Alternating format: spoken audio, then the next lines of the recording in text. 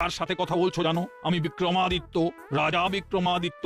আর আমি হইলাম বেতাল। আমি কিন্তু তাল খেতে খুব ভালোবাসি। বেতাল দাদু, ও বেতাল দাদু, তোমার নাম বেতাল কেন গো? তুমি কি বেতালা? মূর্খ, মুখ সামলে কথা বলো। বেতাল, এই সুযোগে কাঁধে ওঠো, বুঝবে কত ধানে কত চাল। আমাদের সঙ্গে রসিকতা। একই রে, কিরকম লোক!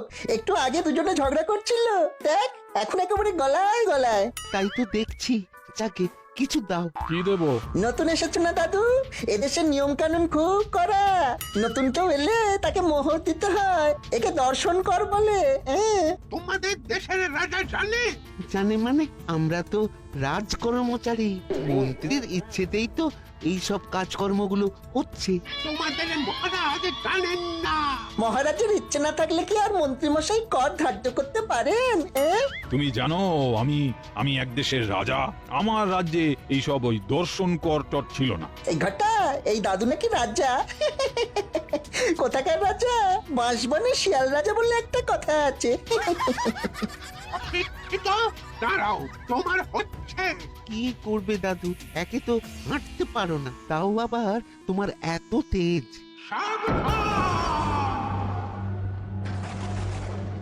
গোপাল, ও গোপাল, কি হলো? ভূমিকম্প নাকি? কিছু বুঝতে পারছি না মহারাজ, একটা প্রচন্ড জোরে চিৎকার শুনতে পেলাম। মহারাজ, একজন বৃদ্ধ মানুষ আরেকজন বৃদ্ধকে কাঁধে নিয়ে আমাদের রাজপ্রাসাদের দিকে আসছে, সাথে সাথে বটা ঘটাও আছে। এই সেরেছে, গোটা গোটা কি উল্টো পাল্টা কিছু করলো নাকি? এই গোপাল, এবার কি হবে? এই বাবু বাবু। ভাববার কিছু নেই মহারাজ, যা হবে দেখা যাবে, আর যা হবে তা ভালোর জন্যই হবে। বলছো গোপাল, যা হবে ভালোর জন্যই হবে? গোপালের কথার উপর কি বিশ্বাস নেই? একটু ধৈর্য ধরুন। কই কই এই রাজ্যের মহারাজ কোথায়?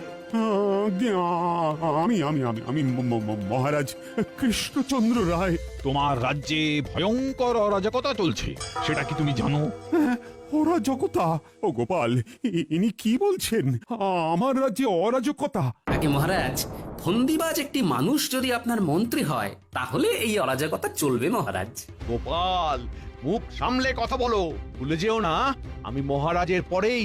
এতদিন তো অনেক সামলে সামলে ছিলাম, এবার তো আপনার সব ভান্ডার খুলে গেছে। কি সব বলছো গোপাল? সবকিছুতে আমার মাথার উপর দিয়ে যাচ্ছে। মহারাজ, রাজা বিক্রমদেবকে জিজ্ঞেস করুন না, বটকৃষ্ণ আর ঘটকৃষ্ণর কান ধরে আছেন কেন? হ্যাঁ, তাই তো। আচ্ছা, আপনি দুজনের কান ধরে আছেন কেন? আগে বলো মহারাজ, এই দুইজন কি তোমার রাজকর্মচারী? মোটেই না। দুজন চোরকে আমি আমার রাজকর্মচারী বানাবো, এটা ভাবলেন কি করে? তাহলে এই দুজন মানুষ তোমার নাম করে রাজ্যবাসীর কাছে কর চায় কি করে? কর আদায় করে? মন্ত্রী, কি শুনছি? বটা ঘটাকে ছেড়ে ফেলতে হবে। বটা ঘটা, এই অভিযোগ কি সত্যি? ও মন্ত্রী মশাই, নাটক করবেন না।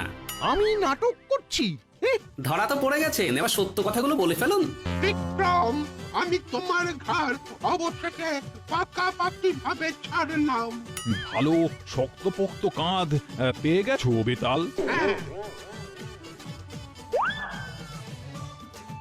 পেয়ে গেছি। এই তো মন্ত্রীর কাজ। তোমাকে পাকাপাকি ভাবে ছাড়লাম বিক্রম। তোমার সাথে এতগুলো বছর, এতগুলো সময় কি সুন্দর ভাবে কাটিয়ে দিলাম। আমাকে ছেড়ে দিন বেতাল, আমি আপনার জন্য কাঁধ দিচ্ছি। বেতাল দেবের আর কাঁধের দরকার নেই, আপনার কাঁধটি ওনার খুব পছন্দ হয়েছে। বেতাল, নাও এবার সত্য কথা বলাও।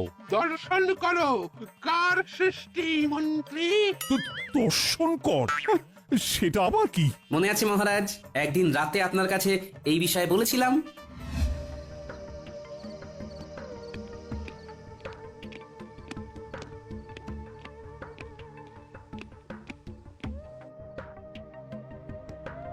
কি গো গোপাল, তুমি এত রাতে ফিরে এলে?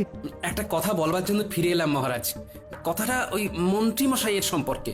গোপাল, আমি দেখছি তুমি আমার মন্ত্রীকে একেবারেই সহ্য করতে পারো না। আর আমি কারো পেছনে কথা শুনে বিচার করি না, যা বলবে প্রমাণ দিয়ে বলবে। এখন তুমি যাও, যাও তো। ঠিক আছে মহারাজ, প্রমাণ সহ আপনার কাছে আসবো। আমার কাছে খবর ছিল মহারাজ, আমি সেই কথাগুলোই বলতে গিয়েছিলাম সেই রাতে। এই মন্ত্রী সব সত্যি কথা বলো, নইলে তোমাকে গাঁটটা মারবো। বলো বলো। হ্যাঁ মহারাজ, আমি বটা ঘটাকে দিয়ে দর্শন কর বসিয়েছিলাম আপনার নামে। আরে দর্শন কর জিনিসটা কি? আমি বলছি মহারাজ, যারা ভিন দেশ থেকে আমাদের এই রাজ্যে আসে তারা সীমানা পেরোলেই তাদের এই কর দিতে হয়। এটা এই বটা ঘটা আর মন্ত্রীমশাই অলিখিত নিয়ম করে নিয়েছে। কি সত্যি তো? স্বীকার করো। হ্যাঁ হ্যাঁ, সত্যি সত্যি সত্যি। ওই তিন সত্যি, তিন সত্যি। এবার আরেকটা সত্যি বলো, কার কাঁধ তুমি আমাকে দেবে বলেছিলে? হ্যাঁ, কার কাঁধ? কার কাঁধ? বলো বলো। দেখো, চুপ থাকলে এই গাঁটটা খাবে। গোপালের গোপালের গোপালের কান আপনাকে দেব বলেছিলাম। কেন? এই কেনর উত্তরটা আমি দিচ্ছি মহারাজ। মন্ত্রীমশাই তো আমাকে সহ্য করতে পারেন না, দু চোখে দেখতে পারেন না, তাই উনি ভেবেছিলেন বেতালকে আমার কাঁধে লাগিয়ে আমাকে দেশ ছাড়া করতে। মহারাজ, আপনাকেও একটা কথা বলি, রাজা হওয়া কিন্তু চারটিখানি কথা নয়। রাজাকে তৃতীয় চোখ দিয়ে দেখতে হয়, মনের চোখ। আর বিচক্ষণ মানুষকে তার রাজসভায় ঠাঁই দিতে হয়। সত্যি বলেছেন। হ্যাঁ, আমি আপনাদের কথা চিরকাল মেনে চলবো। আপাতত এই মন্ত্রীর কাঁধে আপনি থাকুন। মহারাজ, আমার বউকে কি বলবো সেটা বলে দিন মহারাজ। তুমি নিচে গিয়ে বলে এসো আমরা বাঁচি। আর রাজামশাই, বেতাল মহারাজ, আজ আমার রাজপ্রাসাদে অধিষ্ঠান করুন। আপনাদের সাথে বসে আমি অনেক কিছু শিক্ষা নিতে পারি। তোমার কাছে গোপাল আছে। গোপালের মতো দূরদৃষ্টি সম্পন্ন মানুষ আমি খুব কম দেখেছি। এই আমাদের গোপাল, চতুর বড়, মিষ্টি বড়, চওড়া তার কপাল।